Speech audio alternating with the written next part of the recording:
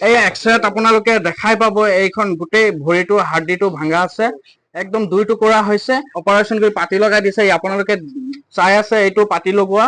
Operation কৰাৰ পিছত এইটো এক্সৰে কৰা হৈছিলে। বাৰম্বাৰ মই কৈছো, কিউআৰটো দিয়া আছে ভিডিঅ'ত, আপোনালোকে যিমান পাৰে তেখেতক দাদাজনক সহায়ৰ হাত আগবঢ়াব বুলি মই আশা কৰিলো। শ্ৰদ্ধেয় ৰাইজ, মই বৰ্তমান দাদাজনৰ কাষত আহিছো।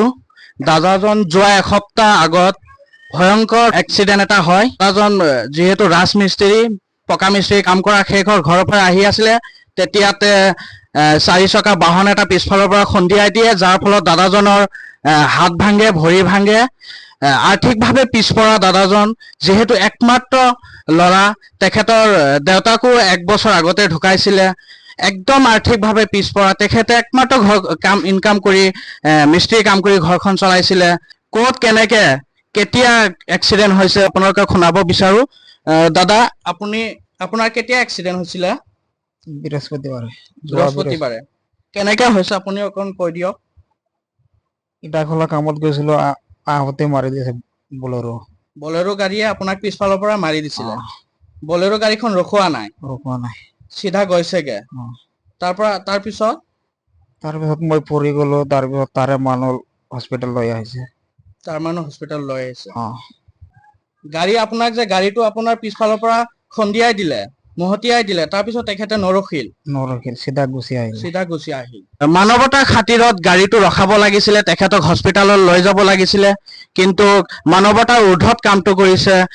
তেখেতৰ গাৰ্জিয়ান স্বৰূপ কি হৈছিলে ঘটনাটো, কেনেকে কি হৈছে আপুনি অলপমান। দুৰ্ঘটনাগ্ৰস্ত ল'ৰাজনৰ নাম মাহমুদুল হাছান, পিতৃ মহম্মদ নুৰুল হক, গাঁও 2 নম্বৰ কুমলীয়া, বিশ্বনাথ চাৰিআলি। ল'ৰাজনৰ পিতৃ যোৱা 1 বছৰ আগতে ইন্তেকাল কৰিছে। ল'ৰাজনে ঘৰখনৰ একমাত্ৰ উপাৰ্জনকাৰী।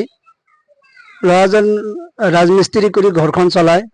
যোৱা 9 তাৰিখে ইটাখোলাত মিস্ত্ৰী কাম কৰি ঘৰ মোৱা হৈছিল, আৰু সেই সময়তে বাটত বলেৰো পিকআপ গাড়ী এখনে ল'ৰাজনক খুন্দিয়াই থৈ যায়।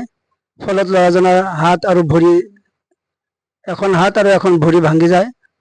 ভাঙি যোৱাৰ পিছত ততালিকে আমাৰ বিশ্বনাথ চাৰিআলি JK চিকিৎসালয়ত ভৰ্তি কৰোৱা হয়, আৰু ভৰ্তি কৰোৱাৰ পিছত এসপ্তাহ চিকিৎসা কৰাৰ পিছত প্ৰায় 1 লাখ মান টকা খৰচ কৰি, টকাৰ অভাৱত এতিয়া আমি ঘৰত আনি ৰাখিছো।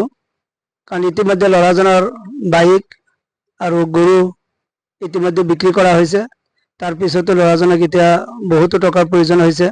হয়তো উন্নত চিকিৎসাৰ কাৰণে পাটনালৈ নিব লগা হ'ব পাৰে।